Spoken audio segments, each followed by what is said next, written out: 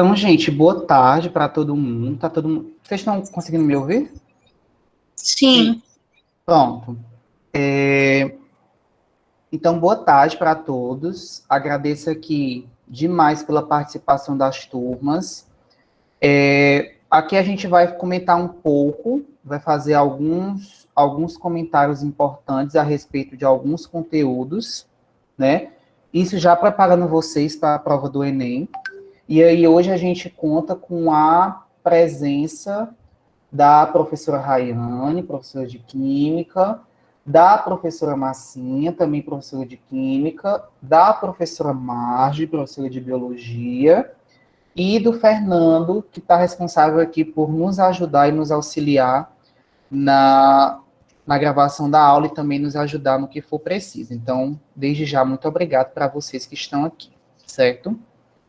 E aí, gente, esse é o momento, é a oportunidade de vocês tirarem todas as dúvidas possíveis. Então, vocês podem perguntar aí à vontade para os professores, caso tenham alguma dúvida. E aí a gente vai começar a nossa aula, certo?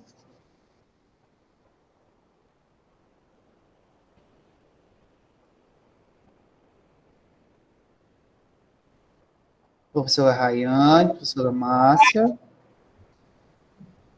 Pessoal, boa tarde a todos, certo? Hoje a gente tem aí a imensa satisfação, e como já foi dito, né, a professora Márcia está conosco, e ela tem uma participação, assim, ainda mais especial, porque ela vai conversar com a gente um pouquinho sobre as Olimpíadas, né? E aí eu gostaria que ela nos ajudasse, contribuísse para nós, né, nesse momento, sobre essas temáticas aí. Gente, boa tarde. Gostaria de estar passando um recado para vocês e fazendo um convite para participar da Olimpíada Cearense de Química, certo? Durante o primeiro e segundo ano, nós não tivemos essa oportunidade com vocês, de vocês poderem estar participando da Olimpíada de Química. É uma Olimpíada que existe, mas ela não é assim, digamos que tão comum como a matemática, como a Olimpíada Cancuru que vocês fazem, tá bom? E esse ano nós teremos a Olimpíada Cearense de Química, que inclusive as inscrições elas já estão abertas e elas vão até o dia 21, até o próximo domingo, certo? Em tempos de pandemia, a Olimpíada ela será realizada online, ela tem um total de 30 questões, certo? A data da realização dessa prova vai ser dia 28 desse mês ainda, certo? E o aluno que obtiver 50%, né, uma pontuação de 50 pontos, o total da prova ela equivale a 100 pontos. Então, o aluno que ele obtiver a pontuação de 50 pontos, né, no caso a metade da prova, ele vai estar recebendo aí a premiação em medalhas, de acordo com a colocação dele, tá certo? E ele pode estar passando para as próximas fases, que é a Olimpíada Norte-Nordeste e a Olimpíada Brasileira de Química, tá bom? No caso do terceiro ano, ele faz a modalidade B, no caso vocês fazem a modalidade B da Olimpíada, e a modalidade A é para o primeiro e para o segundo ano. Aí você pode dizer, professor, mas eu não sei nada de química. Mas é uma oportunidade de você poder também testar os conhecimentos, ver o que realmente você sabe e também estar aprendendo com essa Olimpíada. Então, eu convido vocês a estarem participando da Olimpíada, certo? A posterior, vocês podem estar me procurando para a gente poder estar escrevendo. E eu, juntamente com a professora Rayane, está dando aí uma mãozinha a vocês nos esclarecimentos de alguns assuntos, tá certo? É também uma oportunidade de vocês poderem estar utilizando esse momento da Olimpíada para se prepararem para o Enem, tá certo? Então, deixo aqui o meu vídeo para vocês. Não deixem de participar, não deixem essa oportunidade passar, tá certo? Qualquer coisa eu estou por aqui para esclarecer a vocês, tá bom? Obrigada. Gente, e reforçando aí a fala da Marcinha, certo? É uma grande oportunidade, sim.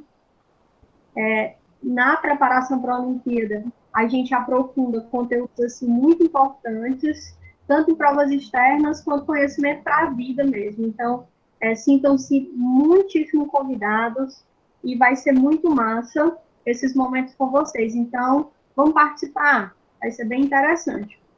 E ainda pensando em Olimpíada, assunto que cai tanto em Olimpíada quanto em outras avaliações externas, é soluções, tá?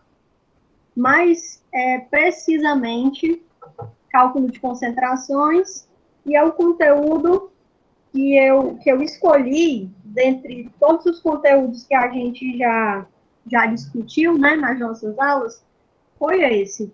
Tanto porque cai muito, né, em avaliações externas, quanto por ser um conteúdo que requer uma atenção maior, requer um treino maior, porque envolve cálculo, né?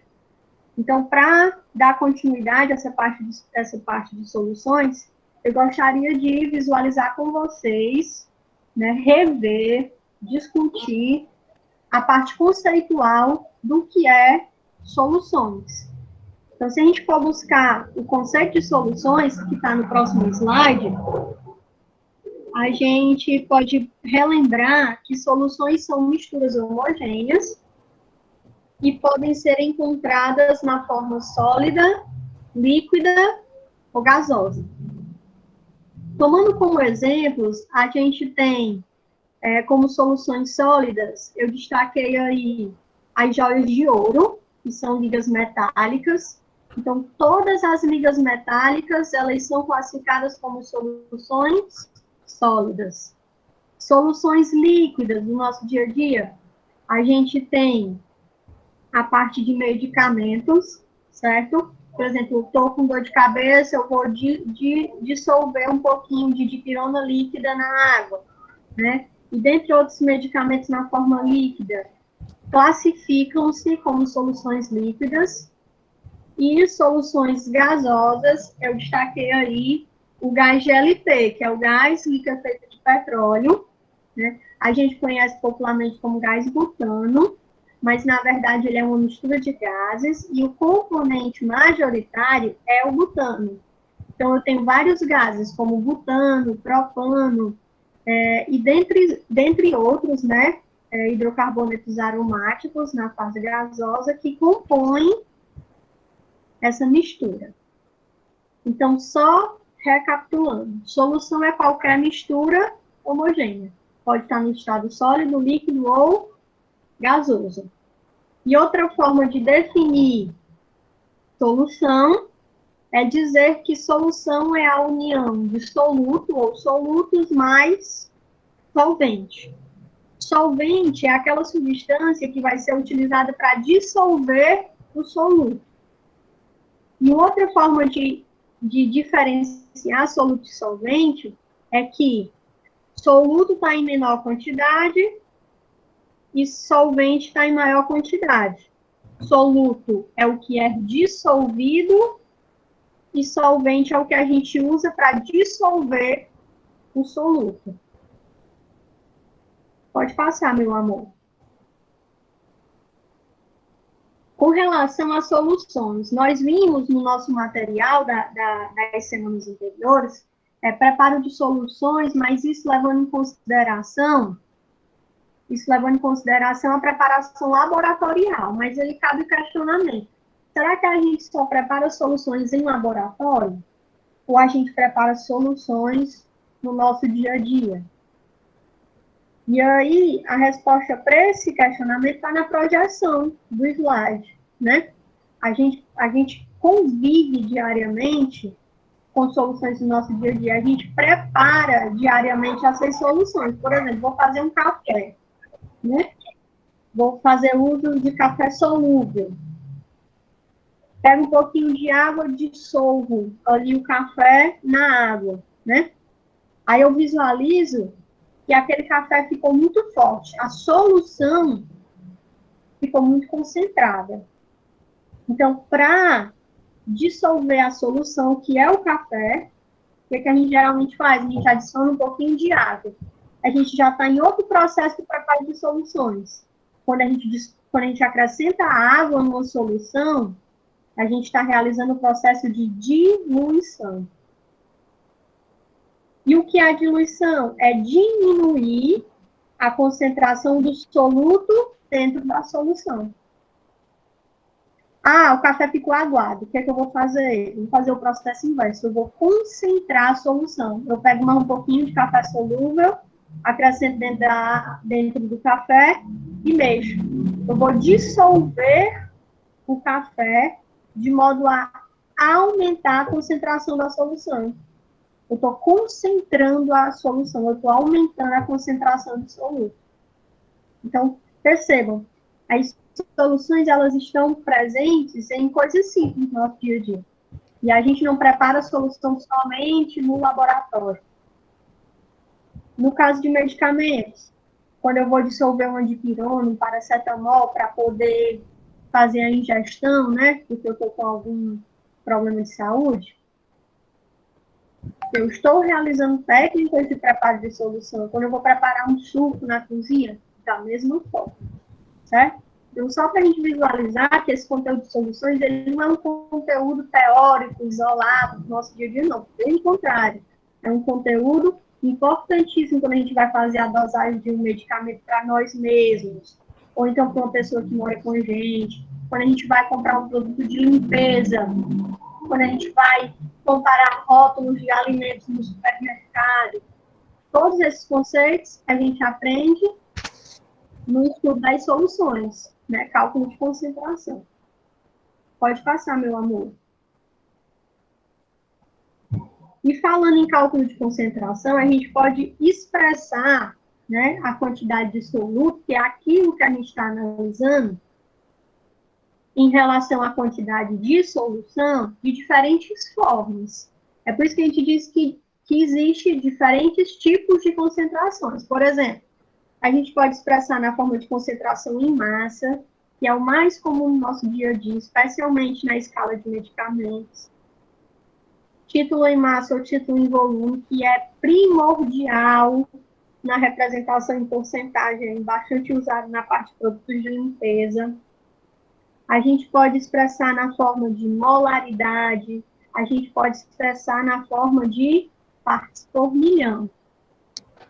Geralmente, quando a gente expressa em partes por milhão, né, ou ppm, é muito comum nos textos que estão relacionados à poluição ambiental. Geralmente, a gente expressa em partes por milhão. Geralmente, a gente vai ler algum texto relacionado a pesticidas em água, em solo, é expresso em partes por milhão, porque é uma quantidade relativamente baixa, numa porção, numa matriz maior. Por exemplo, poluentes em mares, poluentes em vários hectares de solo, é uma imensidão para uma quantidade pequena, expressiva e danosa, né? É por isso que os químicos criaram essa escala, ppm, para expressar uma quantidade pequena de soluto em uma matriz maior. E aí, quando a gente fala em ppm, a gente tem que pensar que a gente pode relacionar de três formas: relação massa e massa, relação volume e volume, ou relação massa e volume. E como é que eu vou saber, professora? Para usar pelo contexto de cada questão, e eu separei uma questão que a gente vai revisar melhor, né? Vários tipos de concentração dessas aí, mas a gente vai se ater a esses detalhes, né? De coleta de dados para poder saber qual o tipo de concentração que a gente vai utilizar. E, por fim, molaridade, né? Que expressa o número de mols pelo volume da solução. Ah, professora, eu estou vendo duas fórmulas aí. Qual que eu devo usar? Vai depender dos dados da questão. A primeira é a forma mais compacta, né? Ela pega o número de mols e divide pelo volume. Ah, professora, mas se a questão não me deu o número de mols, ela me deu a massa e a massa molar. Qual fórmula eu uso? Você usa a segunda. Então, cada fórmula dessa depende do contexto de cada questão. E é por isso que a gente vai para o próximo slide. Ou seja, a gente vai exercitar para saber como aplicar cada fórmula dessa. No exercício, que diz assim: fazendo uso dos seus conhecimentos sobre soluções, marque a situação do cotidiano que descreve corretamente conceitos químicos nas situações hipotéticas destacadas abaixo. Então, existem várias situações hipotéticas e a gente vai julgar a verdadeira. O item A diz assim: Mariana fez um café muito amargo. Para resolver o problema, basta ela adicionar mais água e açúcar no café. Então, olha o contexto. A Mariana fez um café muito amargo, muito forte, muito concentrado, e a questão está dizendo que para resolver o problema, basta ela adicionar água e açúcar no café. Assim, realizará o aumento da concentração dos compostos do café, que são os solutos, tornando-o mais fraco. Em outras palavras, o que esse item está dizendo? Que para tornar o café mais fraco, ela adicionou água e açúcar no café. Quando ela adicionou água, aumentou a concentração dos compostos do café. Isso é correto ou incorreto? Quem me ajuda aí no chat? Ou pode ligar o microfone para me ajudar nessa? Esse item, ele está correto ou ele está incorreto? Me ajuda aí, amores. Preciso de vocês. Daqui 30 segundinhos. Cronometrar. Questãozinha simples. Samuel Alencar acabou de dizer que está correto. Quem mais acha que está correto? Olha o contexto. Para tornar o café mais fraco, ele adicionou água, porque ele adicionando água, aumenta a concentração dos compostos de café. Será que se eu botar água, eu vou aumentar a concentração dos compostos de café? Muita gente dizendo que é correto. Alguém acha que é incorreto? É correto. Olha aí, nosso amigo aqui está afirmando que é correto. Vou intervir. Vamos pensar juntos aqui, ó. Vocês concordam ou discordam que se eu aumento a concentração dos compostos de café, para mim conseguir isso, eu preciso adicionar mais café. Vocês concordam? Para mim aumentar a quantidade de solutos de café no interior do café, eu preciso adicionar mais café, mais soluto.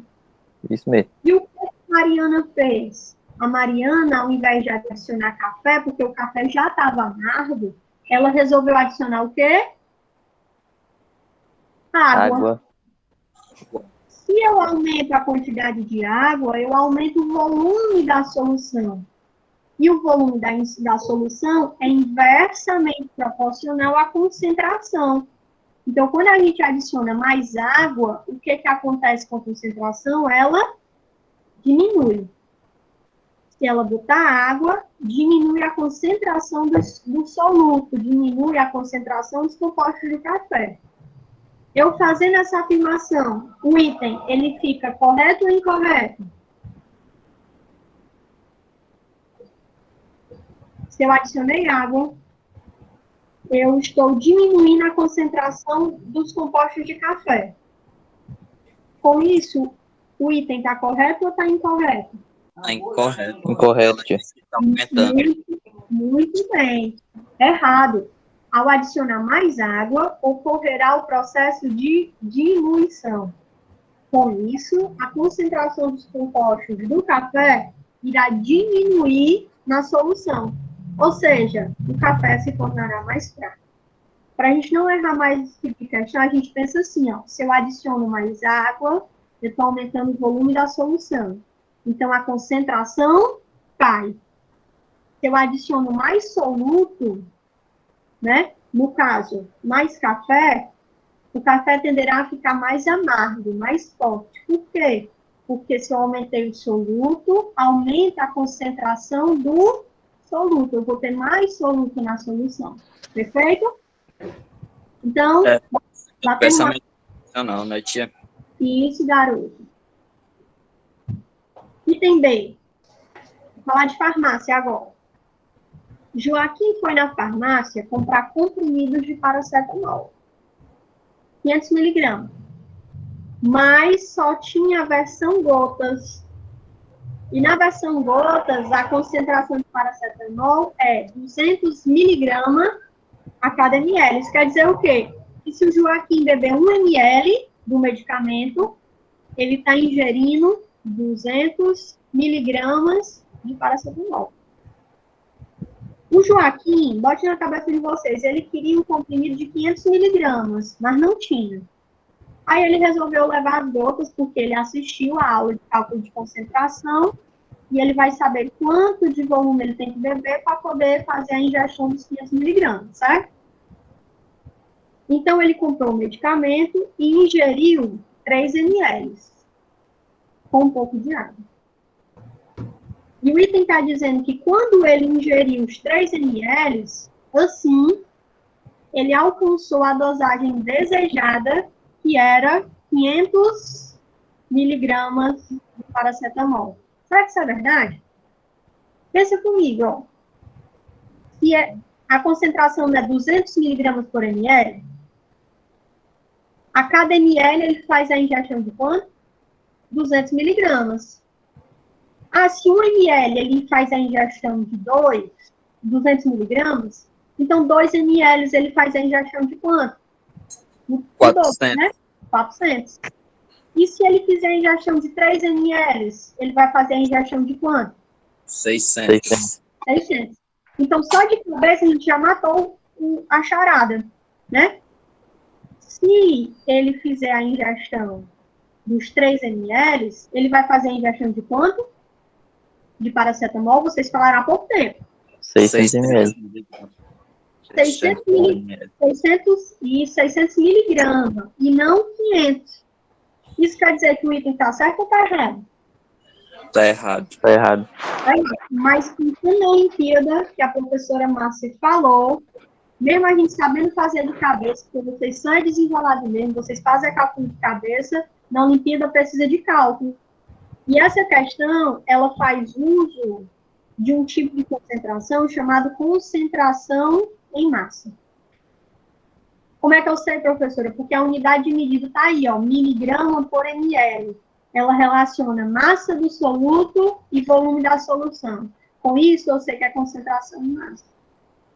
A questão me deu o volume que o Joaquim ingeriu, foi 3 ml. Esse é o volume da solução, o volume do medicamento. A massa é o que eu quero descobrir, porque eu quero saber se a questão está certa ou está errada. Se ele ingerindo os 3 ml, ele vai estar ingerindo os 500 miligramas, que ele entendeu. Então, eu quero descobrir a massa. Eu quero saber se esses 500 miligramas é verdadeiro ou falso. Então, é isso que eu quero descobrir. Concentração em massa é C igual a N1 sobre V, ou seja, massa do soluto dividido pelo volume da solução.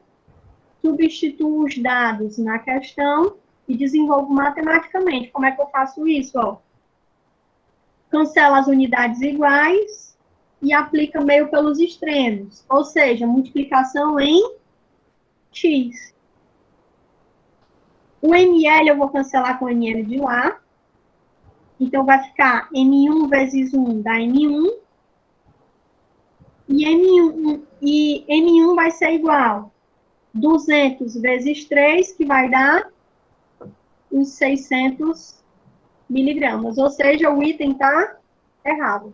A massa de paracetamol ingerida foi 600 miligramas e não 500. Isso quer dizer que o item está errado. Alguém tem alguma colocação para esse item ou a gente pode seguir?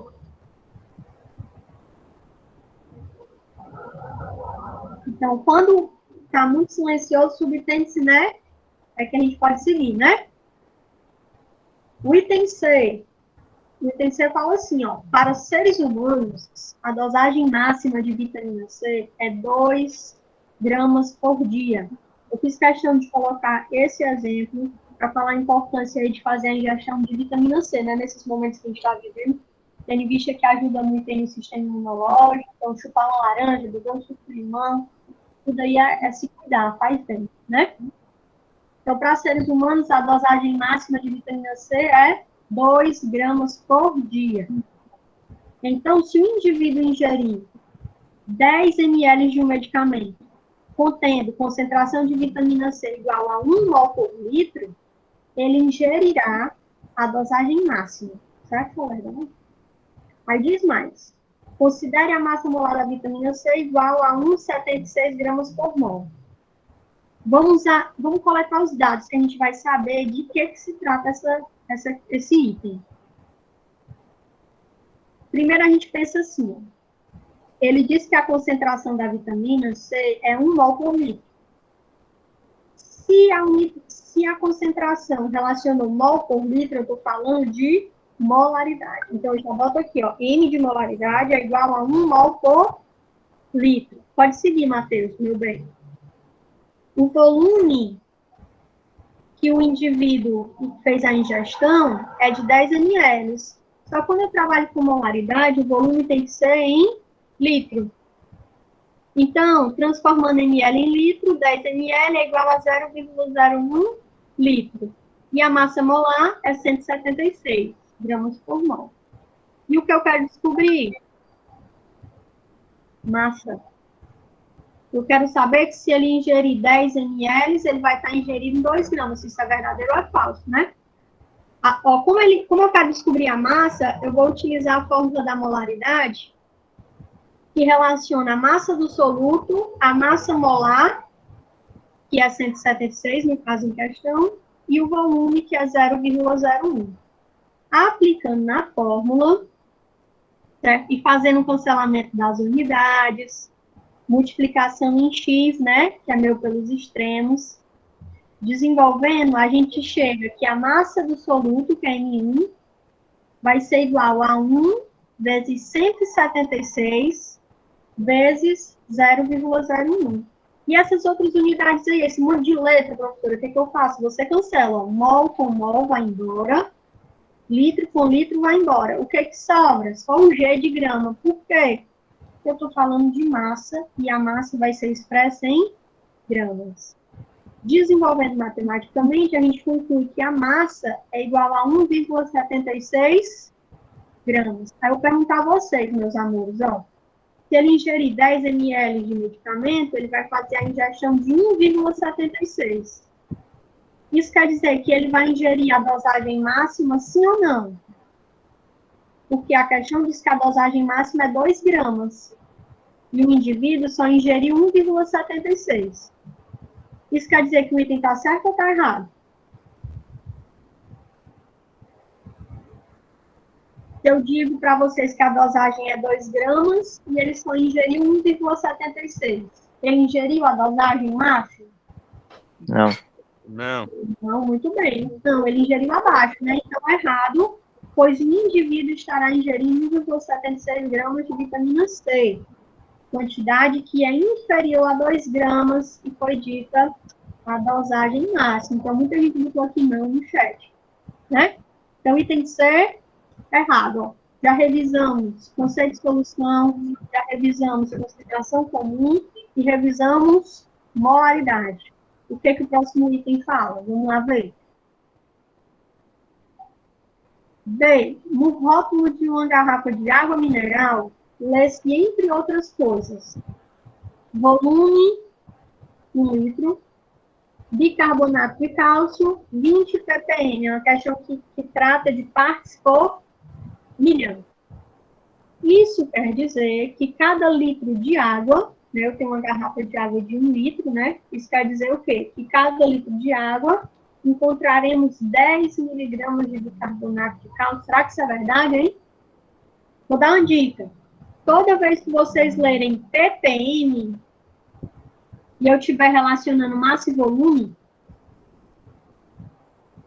vocês vão ler da seguinte forma. 20 ppm é a mesma coisa que 20 miligramas por litro. ppm vai ser igual a miligrama por litro. Então, se eu tenho 20 ppm é igual a 20 miligramas por litro. Como é que eu interpreto isso? Se é 20 miligramas por litro, a cada litro eu tenho quantos miligramas? 20. E não 10, como mostra o item. Vamos ao comentário da questão. Passa para mim, Matheus, meu amor. O item, ele está errado por quê? Como eu falei, ó, ppm é equivalente a miligrama por litro. Logo, se eu tenho 20 ppm é a mesma coisa, ó, que 20 miligramas por litro. Se eu tenho 20 miligramas por litro, 1 litro contém quantos miligramas do bicarbonato? 20 miligramas. E a questão está dizendo que eu teria 10. Mas, na verdade, eu terei 20. Com isso, mais um item errado. E não esqueçam da dica, certo? Toda vez que for uma questão de ppm, geralmente cai relacionando massa e volume, e geralmente abordando essa parte de poluição da parte hídrica, né? De rio, de mares e dentre outros. Então, se liga aí, ó. ppm é a mesma coisa que miligrama por litro. Isso aí já facilita os cálculos, né? Consequentemente, se todos estão errados, o item é o verdadeiro. Se tivermos uma solução formada por 20 ml de álcool etílico, dissolvidos em água suficiente para gerar 100 ml de solução, teremos uma solução chamada de álcool 70% ideal nos cuidados contra o coronavírus. Então, o mais importante, vamos aos cálculos, né? Se é uma questão de porcentagem, ela deriva do título. Como eu relacionei volume com volume, é título em volume. Então, o título vai ser o volume do soluto, que é o álcool etílico, dividido pelo volume da solução. Vai ser os 70 ml de álcool etílico, dividido por 100 ml, desenvolvendo, a gente tem um título de 0,7. Ah, mas eu não quero o título, eu quero saber se a porcentagem é 70% mesmo. É só tu pegar o valor do título e multiplicar por 100. Então, fica 0,7 vezes 100, 70%. Ou seja, questão bem certinha. Certo? Amores, eu espero que tenha ajudado. Se alguma dúvida ficou, certo? Inclusive essa questão, ela está no nosso material impresso, ou melhor, impresso não, né? Ela está no material da plataforma, material em PDF. Então, se tiver ficado alguma dúvida, fala comigo depois no privado, que eu tenho o maior prazer de ajudar, certo? Cheiro grande, vamos à matemática, ou melhor, a biologia e física. Vamos ver aí coisas boas aí.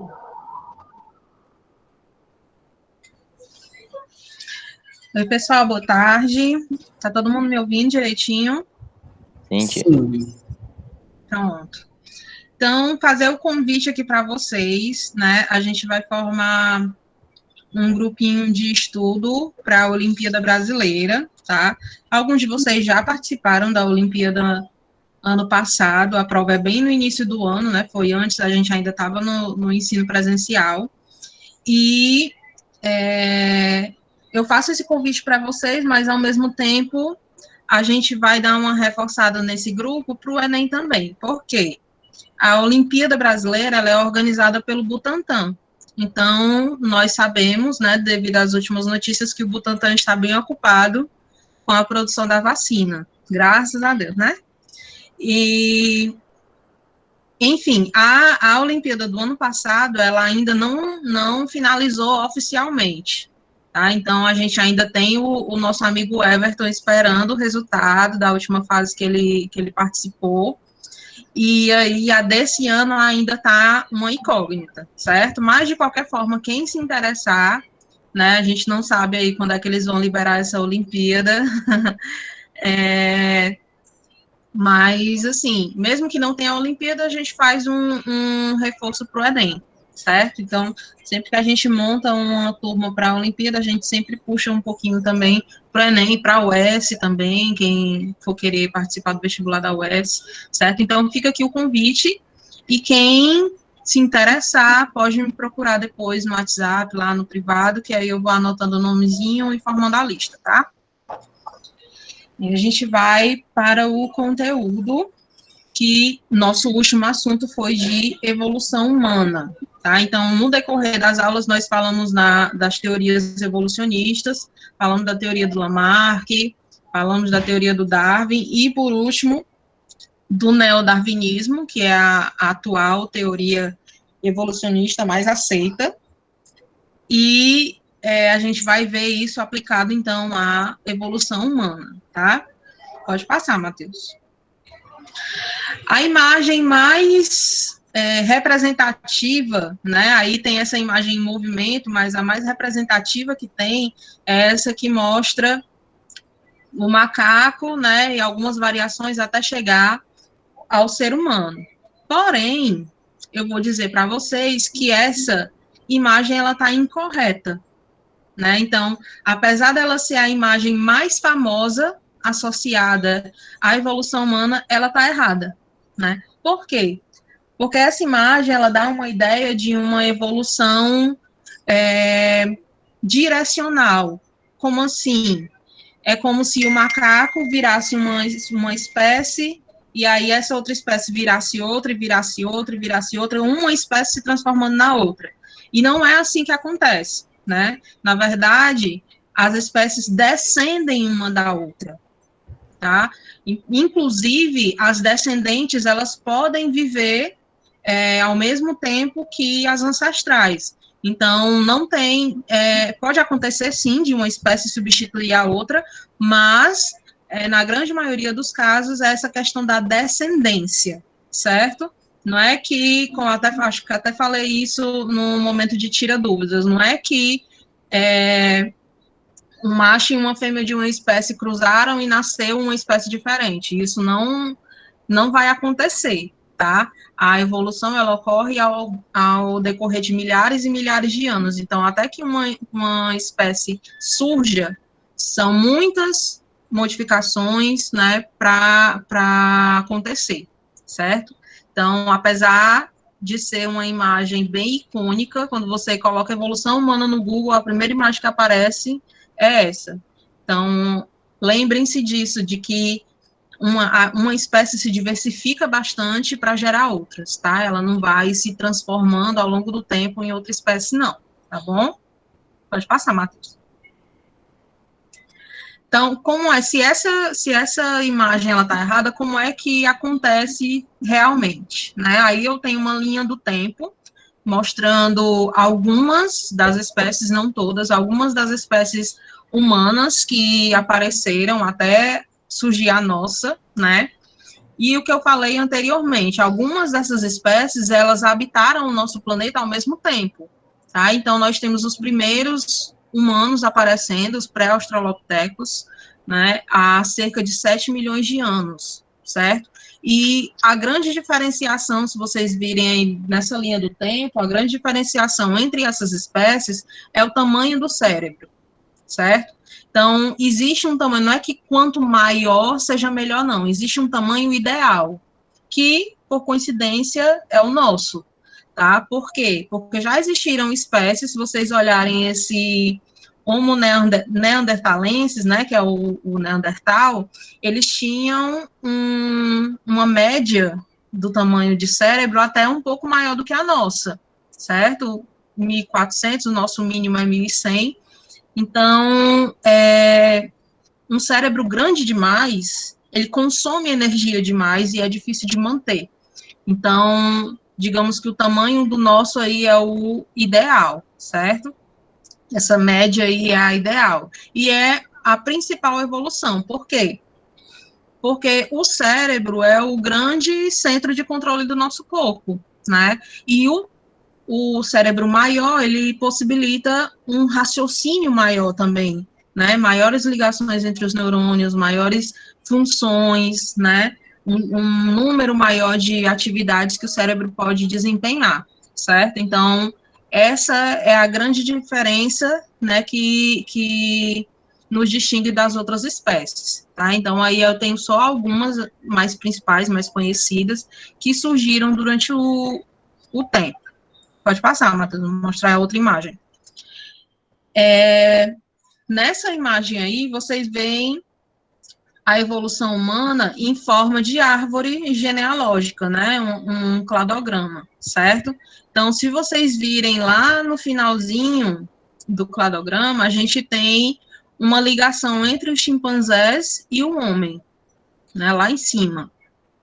Então, os chimpanzés são as espécies que existem, né, atualmente mais próximas da espécie humana, tá? Então, ele é o nosso parente mais próximo atualmente, né, que está vivo, ok? Então, nós temos ancestrais em comum, né, com as outras várias espécies sem problemas. Nós temos várias espécies de mamíferos, né, que são semelhantes a vários primatas, né, e todas essas aqui, símios do Novo Mundo, símios do Velho Mundo, gibão, todas essas daqui existem atualmente, certo? Inclusive, no material de vocês, eu coloquei fotinhas de um representante de cada grupo desses, para vocês saberem mais ou menos as características que eles têm, né, e por que o chimpanzé ele é considerado o parente mais próximo do homem? Nós compartilhamos uma grande porcentagem do nosso DNA com os chimpanzés e, consequentemente, também vários comportamentos, né? Tanto que, se vocês forem ver o Planeta dos Macacos, né, o filme que fala da dominação dos macacos no planeta, são os chimpanzés que aparecem, né, então eles são utilizados, agora bem menos, né, já que as pessoas estão evitando utilizar animais em pesquisa, mas eles são os mais utilizados para testes de medicamentos, por exemplo, né, testes de produtos, porque eles têm uma reação mais parecida com a nossa, né, por serem mais próximos geneticamente, tá? Então, somos parentes de todos esses outros, porém, o chimpanzé é o nosso próximo, certo? E aqui eu quero que vocês lembrem de uma expressão que o pessoal utiliza bastante, que nós viemos do macaco, né? Só que não é assim.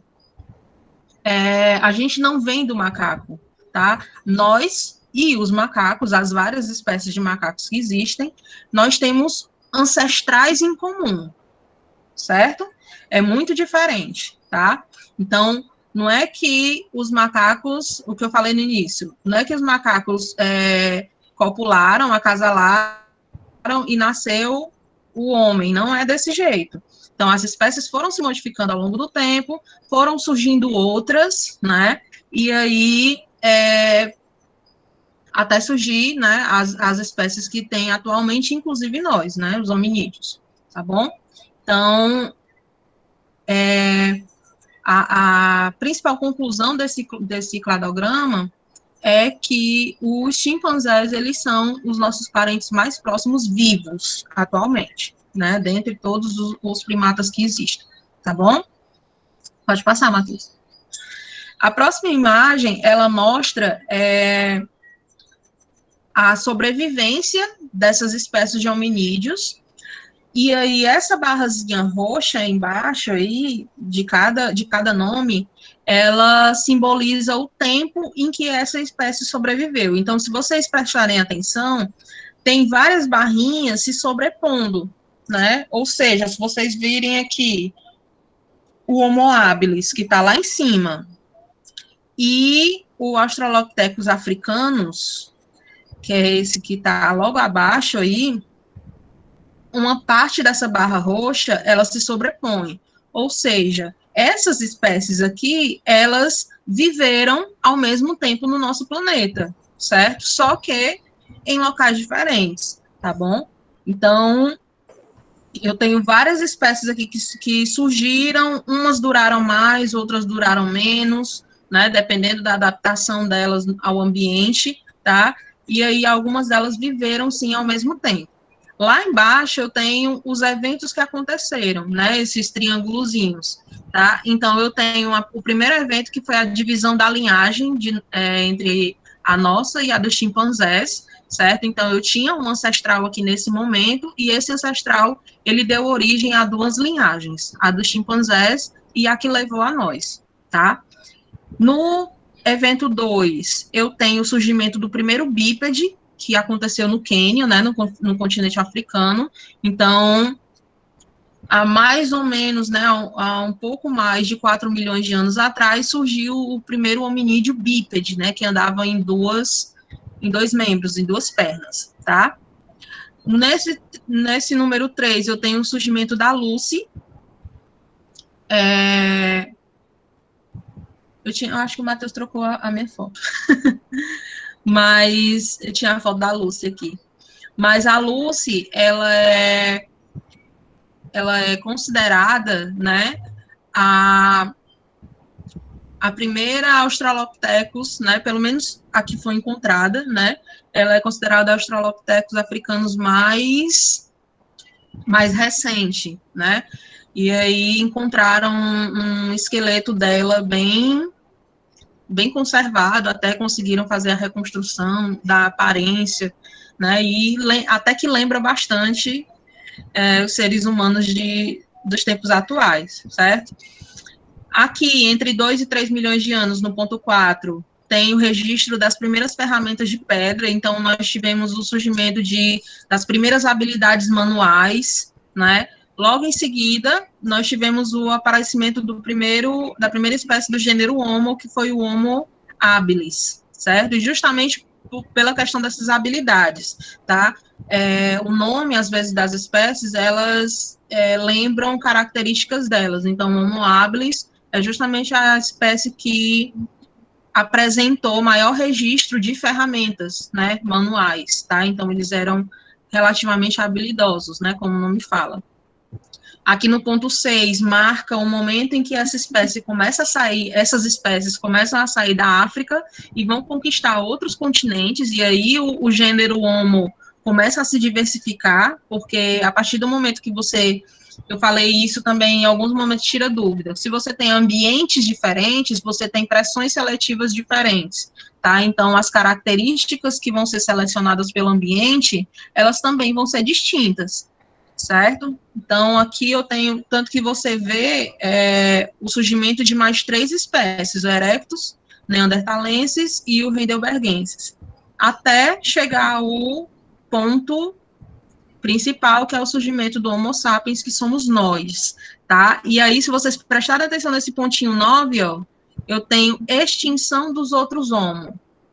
Será que teve relação o surgimento da nossa espécie com a extinção das outras que existiam, né? Porque nós existimos ao mesmo tempo aí que algumas outras, tá? Então, fica essa indagação para vocês. Pode passar, Matheus.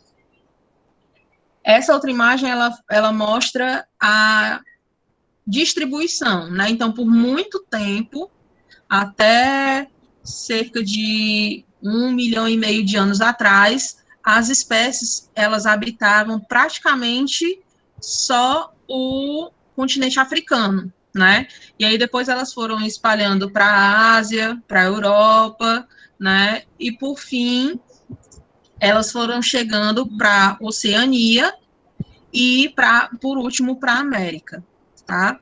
Então, esses continentes mais distantes, né, porque tinha a questão do mar, né, e tudo, eles tiveram que dominar a navegação primeiro, para depois se espalhar para esses continentes mais separados, tá?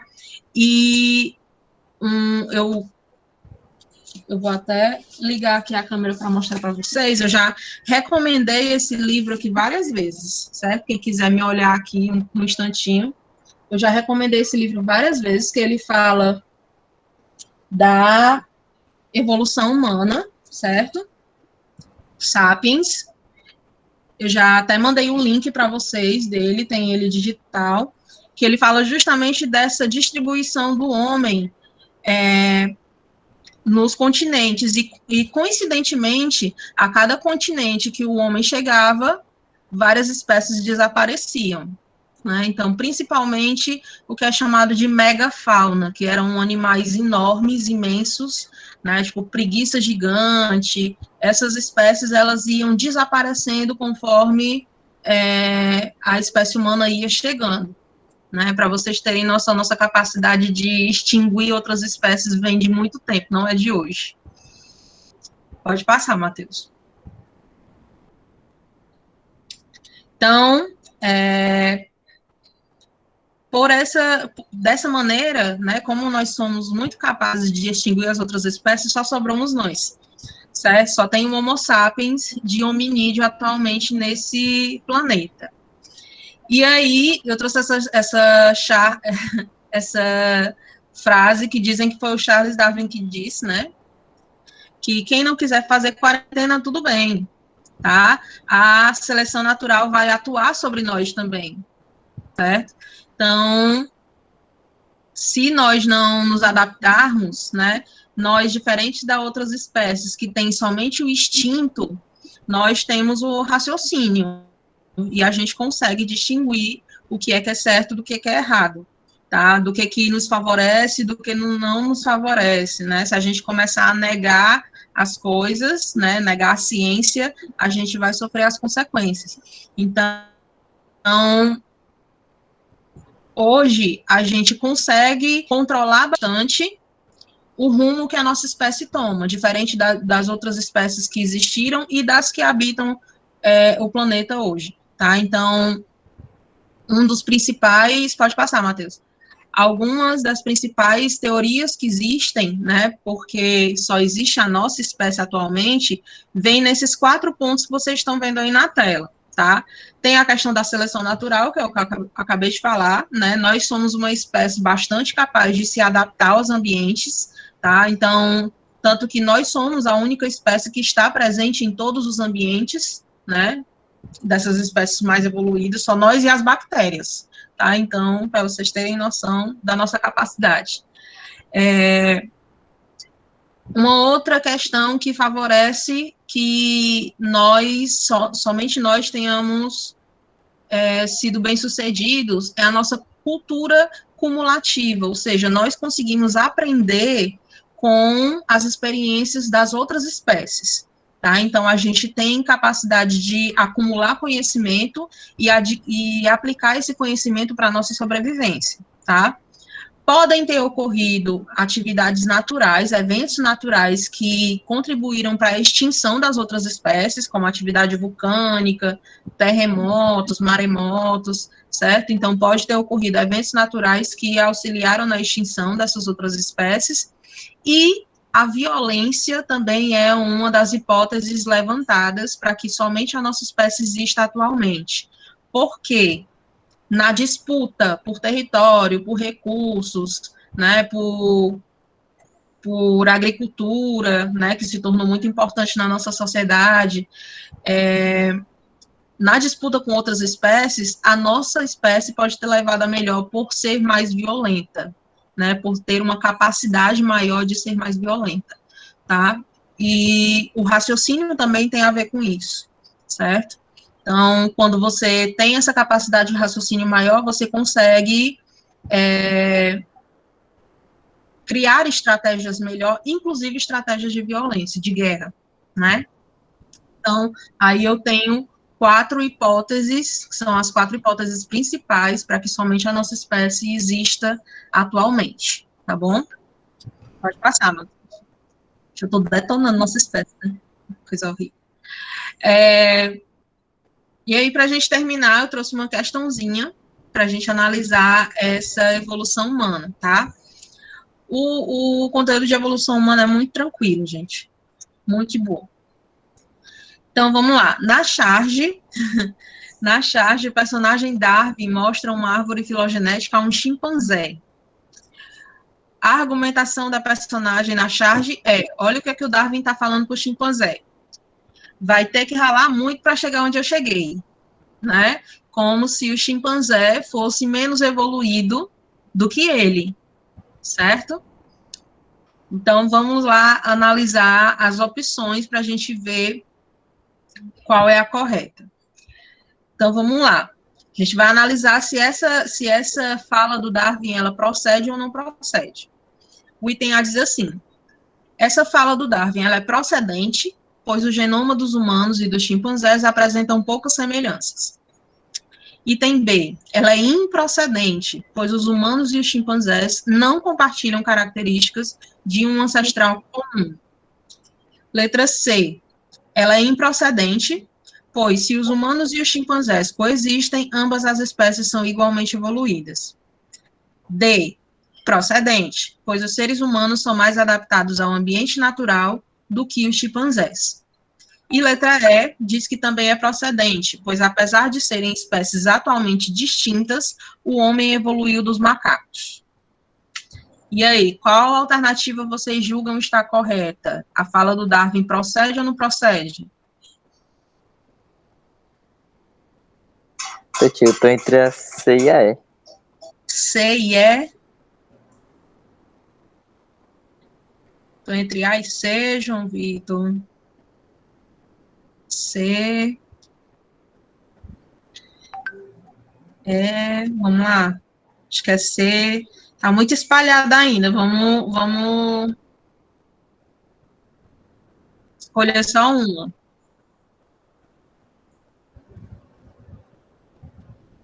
Letra E.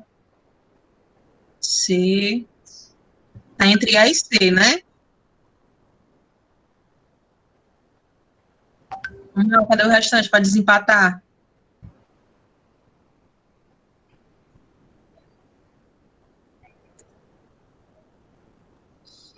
Letra E, a maioria está na E. Vamos lá.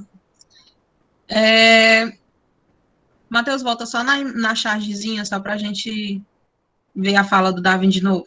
Pronto. Então, ele está apontando para a árvore filogenética, provavelmente a árvore que mostra a evolução dos hominídeos, né? E dizendo para o chimpanzé que ele vai ter que ralar muito para chegar onde ele chegou. Ou seja, se o chimpanzé quiser virar ser humano, ele vai ter que trabalhar, né? Então, vamos lá para a letra E. Vamos analisar o que ela está falando. Pode passar, Matheusinho. Letra E está dizendo que essa fala do Darwin, ela procede, pois, apesar de serem espécies atualmente distintas, o homem evoluiu dos macacos. O que foi que eu falei há pouquinho tempo? Essa fala, ela é muito comum da gente ouvir, que a gente evoluiu dos macacos. Mas o que foi que eu acabei de falar? Eu falei que nós e as várias espécies de macacos, exatamente, João Vitor, não é verdade. As várias espécies de macacos, nós temos ancestrais em comum, certo? Não é que nós viemos dos macacos, nós e os macacos tivemos um ancestral em comum, certo? Nós somos parentes, tá? Então, parentes relativamente até um pouco distantes, tá bom? Então, a letra E nós já descartamos. A outra metade de vocês ficou com a letra C, que diz que essa frase do Darwin, ela é improcedente, pois se os humanos e os chimpanzés coexistem, ambas as espécies são igualmente evoluídas. Matheus, mostra a resposta aí para a gente. É justamente a letra C, certo? Lembrem-se disso, se as espécies existem atualmente, elas estão adaptadas ao ambiente, elas estão bem ali, certo? Então, não tem essa de uma espécie mais evoluída do que a outra, no sentido de você dizer que uma é melhor do que a outra, isso não existe, tá?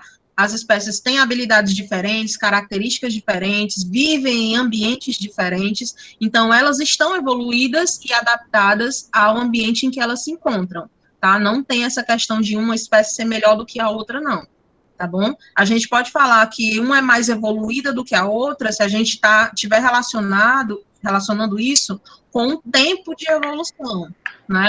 Essa surgiu um pouco mais depois, então ela é um pouco mais evoluída, mas não no sentido de ser melhor do que a outra, tá bom? Então, a letra correta aí é o item C, ok? Se vocês tiverem alguma dúvida, 5, 4, 3, 2, 1, não. Eu encerrei aí só com esse gifzinho aí de modificação das espécies ao longo do tempo, tá?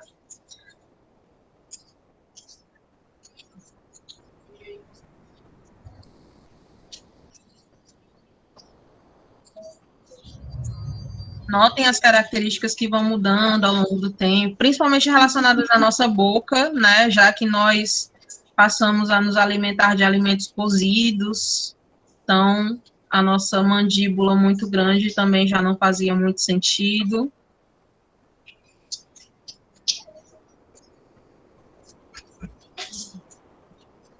São todos aspectos de espécies que já existiram, tá? Até chegar a nós.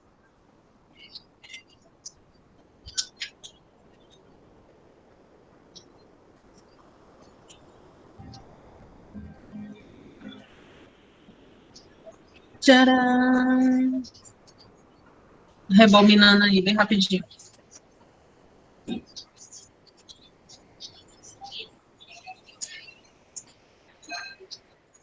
Prontinho. Dá um medinho, né, João Vitor? Eu aconselho vocês colocarem na tela bem grande esse GIF e ficar olhando. É bem estranho. Bom, então vocês ficam agora com o Matheus, nosso querido professor de física. Obrigada, gente. Boa tarde, pessoal. Depois dessas 2 aulas maravilhosas, eu vou tentar ser o mais sucinto possível, porque é muita informação, assim, preciosa que vocês estão recebendo. E aí, muito rapidamente, vou falar sobre as Olimpíadas de Física, certo? Para vocês que, de certa forma, já tinham falado um pouco nos anos anteriores. E aí, a gente tem 2 Olimpíadas de Física, tá? A Olimpíada Brasileira de Física, a OBF, que é a mais conhecida, certo? Nessa Olimpíada participam tanto escolas públicas como escolas particulares, e a Olimpíada de Física exclusiva das escolas públicas, né? Que é a OBFEP, tá?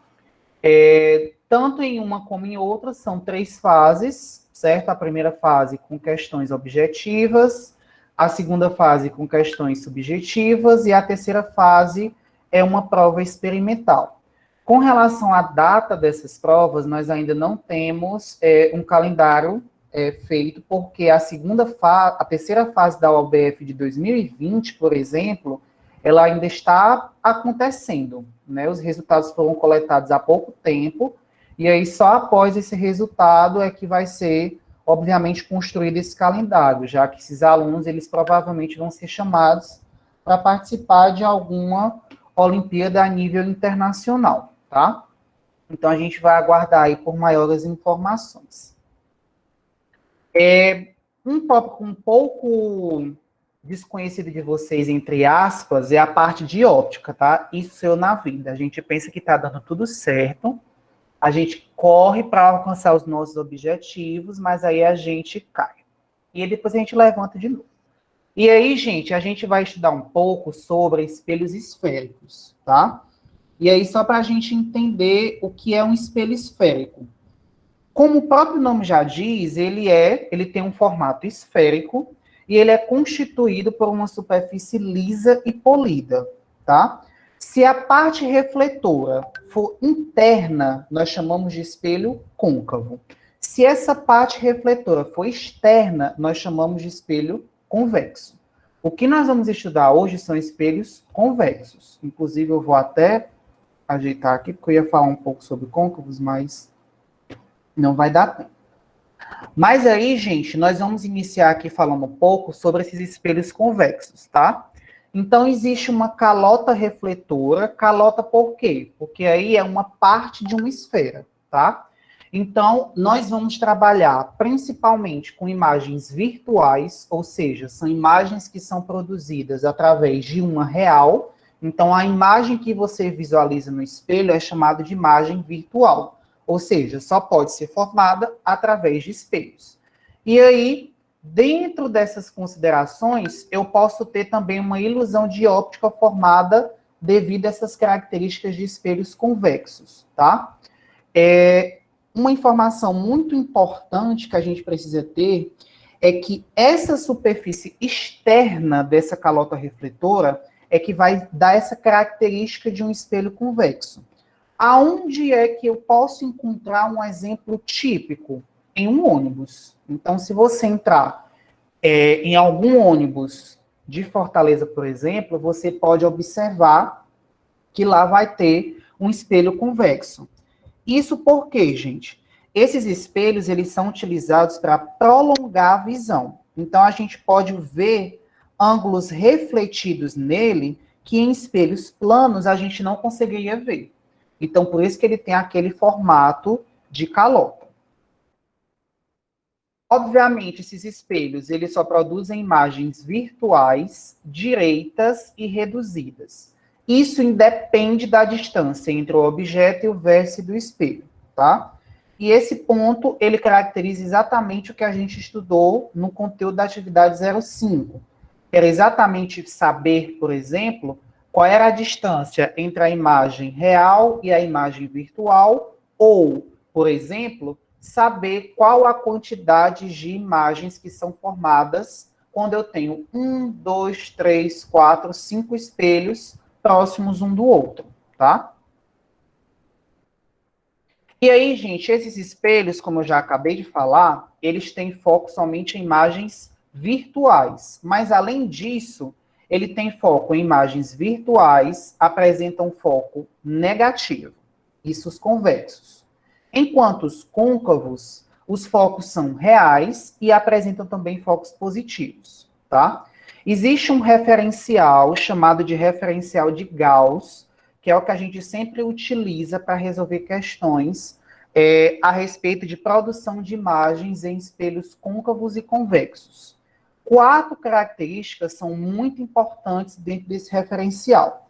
Primeiro, qualquer objeto ou imagem que se encontra à frente da superfície refletora vai receber sinal positivo. Todo objeto ou imagem que se encontra atrás da superfície refletora vai receber sinal negativo. Qualquer imagem ou objeto que tenha orientação vertical para cima vai receber um sinal positivo. E qualquer objeto ou imagem que tenha uma orientação vertical para baixo vai receber um sinal negativo, tá? E aí, para exemplificar, a gente sempre utiliza essa imagem. Lembrando que essa curvatura é exatamente essa calota esférica. Então, você vê aí sinais positivos e sinais negativos. Que, muito coincidentemente, ele pode ser comparado aos quadrantes da matemática, tá? Então, esse referencial ele é importante para a gente entender se aquele espelho é côncavo, convexo, e se ele for côncavo, quais as características que vão ser transmitidas naquela imagem produzida, e se for convexo, quais as características que vão ser produzidas naquela imagem refletida, tá? Por incrível que pareça, essa teoria ela não é muito cobrada nas provas, tá? O que é mais cobrado é fazer com que o aluno entenda que existe essa diferença. Se for externo, é uma característica. Se for interno, é outra característica, tá? E é isso que a gente precisa aprender. Então, vocês já podem anotar. Toda vez que a parte refletora for interna, o espelho é côncavo. Se é externo, é convexo. E aí, se for externo, a gente utiliza esse referencial de Gauss para entender alguns pontos, tá? Existem 3 fórmulas básicas quando a gente estuda espelhos convexos, tá? Primeira fórmula, distância focal e o raio de curvatura, ou seja, F é igual a R dividido por 2. Equação de Gauss ou equação dos pontos conjugados, ou seja, 1 sobre F é igual a 1 sobre P mais 1 sobre P'. E nós temos também a nossa equação do aumento linear transversal. Dentro dessas características, gente, cada letrinha dessa representa algum ponto importante que a gente precisa aprender. Então, vamos lá. Como não ia dar para eu anotar todas essas informações aí, eu vou explicar para vocês o que significa cada letrinha. Toda vez que vocês verem a letra F, esse F representa a distância focal. Esse R representa o raio de curvatura. Se eu estiver falando da equação de Gauss, o F continua sendo a distância focal, o P vai ser a posição do objeto e o P' vai ser a posição da imagem, ou seja, a posição da imagem que foi produzida. Quando a gente trata de equação do aumento linear transversal, esse A indica exatamente o nível de aumento linear, o I corresponde ao tamanho da imagem, o O corresponde ao tamanho do objeto. E esse P e P' continua sendo a mesma coisa. O P, posição do objeto, P', posição da imagem. O F continua sendo a distância focal. Então, aí são 3 fórmulas que muito comumente vocês vão ver na resolução de espelhos trabalhados hoje, certo? E aí vamos trabalhar aqui as questões para a gente ficar um pouquinho mais afiado. Olha só, um objeto ele é posicionado 50 centímetros à frente de um espelho côncavo, cuja distância focal é de 25 centímetros. Determine em qual posição forma-se a imagem desse objeto. Então, vamos lá. Características que a gente precisa anotar para resolver a questão. Formulazinha, já que ele dá, obviamente, essa distância focal, dá o posicionamento do objeto e quer saber qual a posição que essa imagem é formada. Então, ele diz que a distância focal é de 25 centímetros, ele diz que esse P representa a posição do objeto e essa posição do objeto é de 50 centímetros. E ele quer saber exatamente o P', que é a posição que é formada essa imagem. E aí, um cálculo muito simples, para facilitar, você pode multiplicar tudo por 50, isso matematicamente é possível. E aí, quando você multiplica por 50, você vai ter 2 sobre centímetro igual a 1 sobre centímetro mais 50 sobre P'. Como eu posso subtrair ou somar elementos similares, esse 1 por centímetro eu passo para o outro lado, então ele fica negativo. 2 menos 1, 1. E aí faço meio pelos extremos, então eu sei que o meu P' vai ser 50 centímetros, tá? Ou seja, a nossa resposta é a letra B. 50 centímetros, positivo. Alguma dúvida nessa resolução? Meninas, aí alguém está digitando alguma coisa? Até agora não, Matheus. Pronto. Vamos para a próxima questão. Um objeto de 10 centímetros de altura é colocado a 30 centímetros de um espelho convexo, cuja distância focal é menos 10 centímetros. Determine o tamanho da imagem conjugada por esse espelho. E aí, gente, olha só. Se ele quer saber o tamanho da imagem conjugada pelo espelho, a gente está trabalhando diretamente com essa equação do aumento linear transversal. E aí a gente tem 3 fórmulas.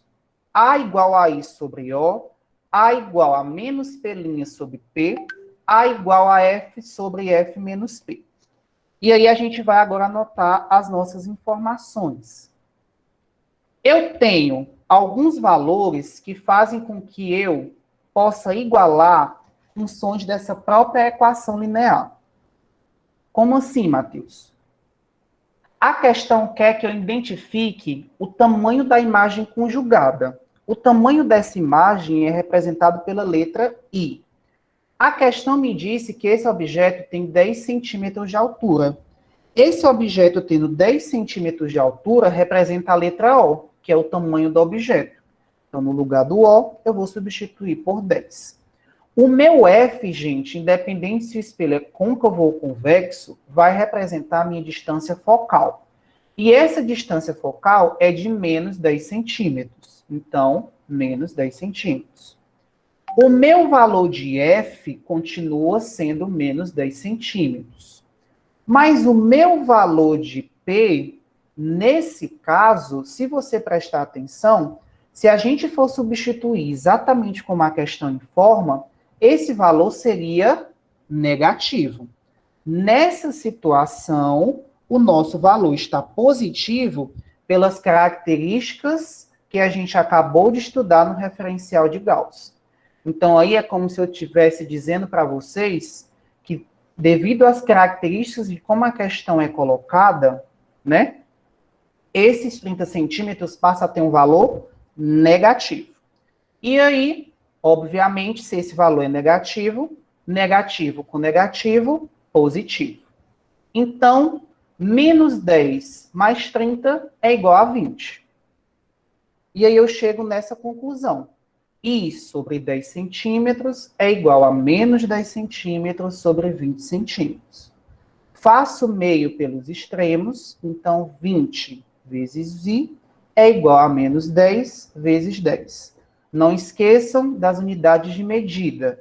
Se eu estou fazendo o produto de 10 por menos 10, que dá menos 100, as minhas unidades de medida também precisam ser calculadas. Então, centímetros vezes centímetros é igual a centímetros quadrados. E o meu 20 permanece 20 centímetros. Menos 100 dividido por 20 é igual a menos 5. Centímetros quadrados dividido por centímetro é igual a centímetro. Então, o valor do tamanho da imagem, que é representado pela letra I, é igual a menos 5 centímetros, que é a nossa letra A. Alguma dúvida nessa questão? Não, nenhuma.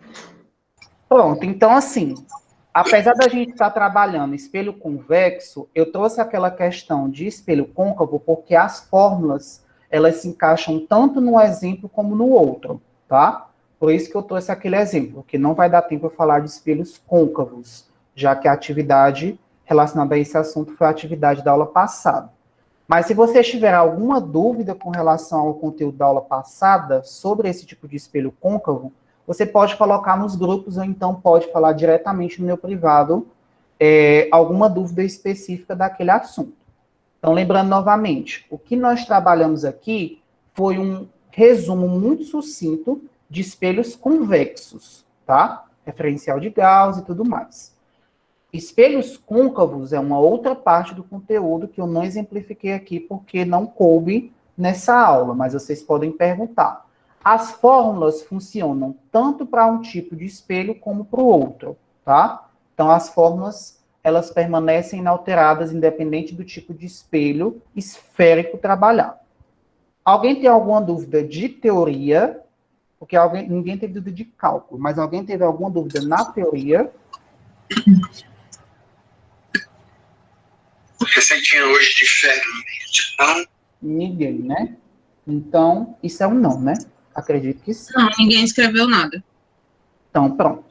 E aí, gente, a parte de física realmente é muito rapidinha, porque eu queria trabalhar mais essa questão dos cálculos. E esses são dois cálculos muito importantes que vocês podem aí se deparar nas provas do Enem, tá? Já caiu essas questões para os alunos resolverem. E com relação à parte teórica, estudem somente o resumo que eu coloquei nas atividades. Aquilo ali é o suficiente para você interpretar qualquer questão sobre espelhos esféricos, tá? Não é sobre a óptica por completo. Aqui a gente está específico sobre espelhos esféricos, certo?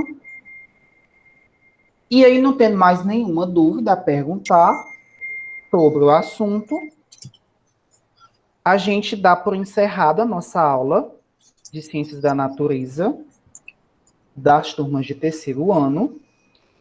Massinha, Rayane, Marges, querem falar alguma coisa? Só agradecer a presença de todo mundo mesmo, gostei da frequência de hoje, espero que continue, né, durante o ano, essa quantidade de alunos até melhor, tá? Então, só agradecer mesmo e até a próxima. Verdade, né? Como a Marjorie falou mesmo, é agradecer e enfatizar que a gente está sempre à disposição, vocês não estão juntos, nós vamos nos ajudar e as coisas vão fluindo, a gente vai aprendendo e vai dar tudo certo. Cheiro grande, amores. Um cheiro, um abraço, que a aula tenha sido bem proveitosa, pessoal. E aí, Valeu. gente, acredito que todo mundo tenha colocado a frequência, não se preocupem, porque os alunos que não tiverem frequência, eles vão fazer o resumo, nós vamos colocar nos grupos. Os alunos que estão aqui, que estão devendo atividade, por gentileza, façam as atividades, já enviamos os conteúdos, já enviamos os gabaritos, já enviamos a ordem, então basta realizar para poder a gente fazer um bom trabalho para que ninguém fique de recuperação ou ninguém fique devendo nota, tá? Então corram, turmas de terceiro ano, corram atrás aí do tempo que ainda dá. São pouquíssimas pessoas que faltam entregar, então acredito que até o final dessa semana a gente consiga ter essas fichas preenchidas. E aí, para quem assistiu a aula hoje, não se preocupe, porque a atividade 6 já é a frequência. Então, quem assistiu a aula, colocou o nome, colocou a turma bem direitinho, a gente vai já considerar a atividade como sendo 06, a atividade feita. E no mais, gente, eu quero agradecer a participação de vocês por estar aqui durante esse tempozinho, muito curto de aula, porque se depender da gente, a gente podia passar aqui dando conteúdo até 8 horas da noite, aí aposto aí também que a Rayane e a Marja têm o mesmo sentimento, que a gente a gente resumiu muita coisa aqui para vocês. Sim! Então, e aí, gente, nós estamos esperando as dúvidas de vocês, não se acanhem nas dúvidas, não. Se tiver alguma dúvida, pergunte, porque a sua dúvida pode ser a dúvida de outras várias pessoas. Então, agradeço demais a participação, agradeço demais a colaboração da professora Marge, da professora Massinha, da professora Rayane e também do Fernando por estar aqui nos ajudando nessa gravação de aula. Então, muito obrigado, de coração, cheiro, e até a nossa próxima aula, se Deus quiser.